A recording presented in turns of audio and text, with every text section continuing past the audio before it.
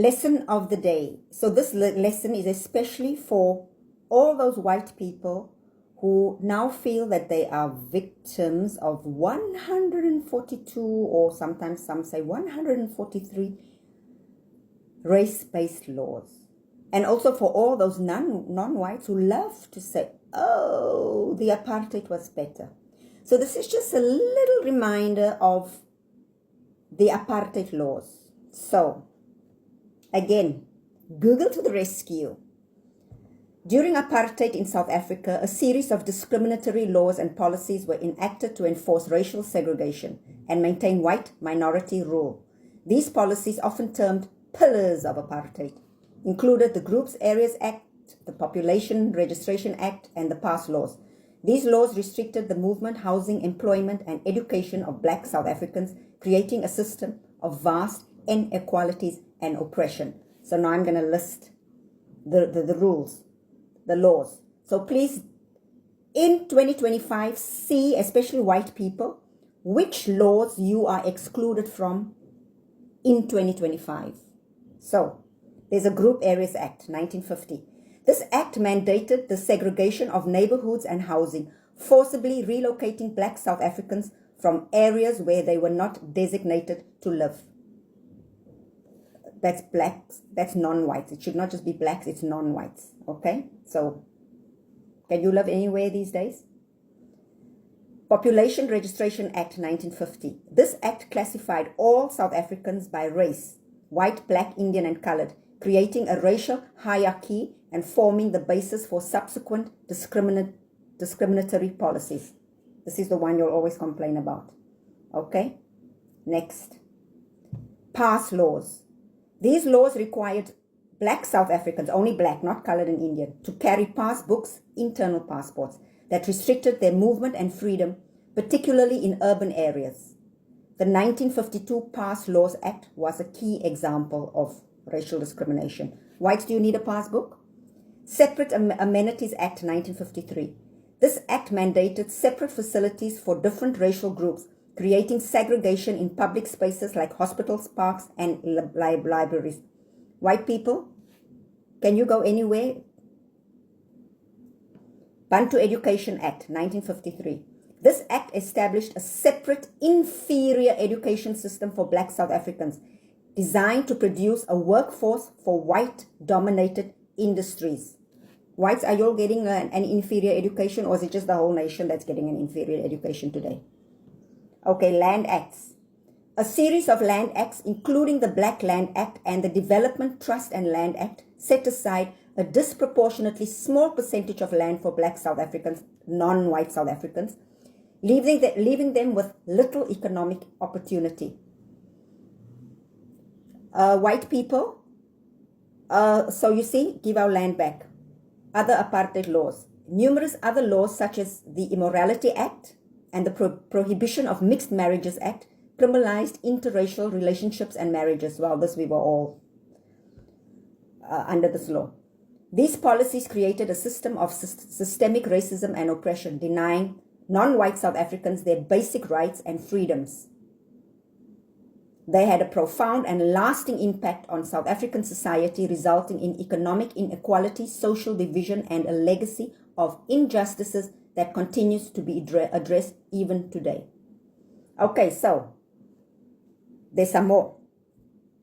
So there's the Bantustans, which are the homelands. The government forcibly relocated black people to designated homelands or Bantustans, which were underdeveloped and lacked adequate infrastructure and economic opportunities. Suppression of opposition. Political opposition groups and movements advocating for black rights were harassed and suppressed.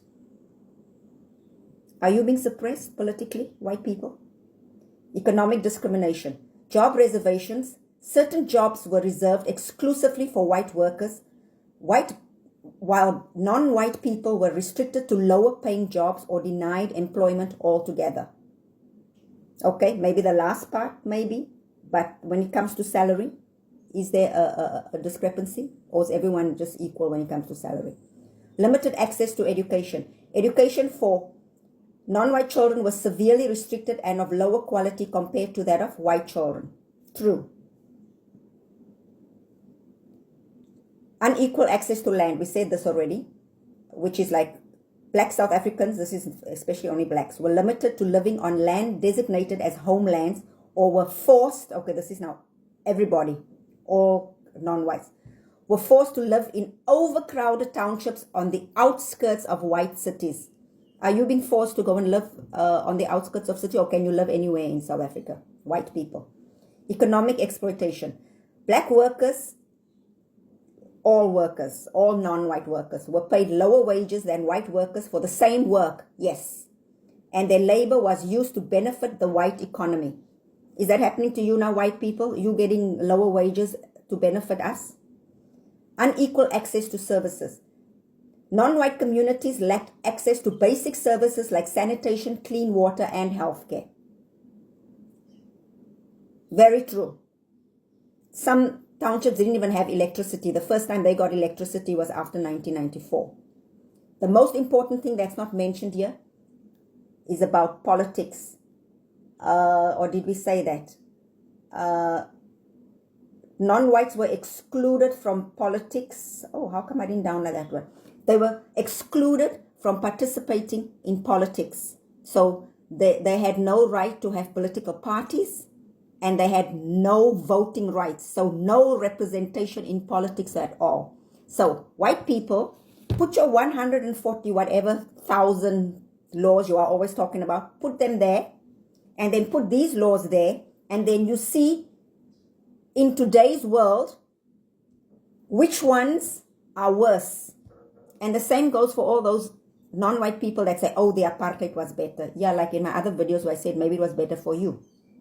Because like me, I lived in a township where we had electricity 24/7 in those few streets. There's a railway line. When you cross the railway line, my friends who sat with me, next to me in school, and who played with me, and who went loafing and everything with me, they had no electricity and even running water. The first time they got it was after 1994. So yes, it was better for me. For them, no. So take these laws that I read now for you, and then take those 142 laws that you are complaining about today and see which one you would prefer to live with if you had to choose. Because now we can live with our 142 laws, which is, those laws are there to redress all these things that I just read now. Okay? So you choose. You want to live with that, which is to redress all of that, or you want all of this back. But it has to include white people, or we swap it. White people should get all those rules that we had to, that we were restricted under during the apartheid. We swap it. You get all these rules, and the non-whites, you get all the rules that the white people had. I think that would be a fair exchange, isn't it? Because people, we have to decide. We have to decide, what do we want for our country? Especially white people. You have to decide what you want, because I don't think you know what you want. Actually, I think I do. You want the apartheid back. All those rules I just read out now, that's what you want back. You want all the non-whites to go under this, to be restricted by these laws. And yes, the country's in a shambles. I don't disagree with that. But like I said, on my channel, I don't want to talk about that, because if you want that kind of content, every single podcaster in the world is only focused on that. I don't want to focus on that. I want to focus on other things. Other things like this, for example. So you make up your mind, white people, and those non-whites who also think, oh, apartheid was better. Better make up your mind. Better make up your mind. Because if you think apartheid is better, there's definitely something wrong with your head. Definitely.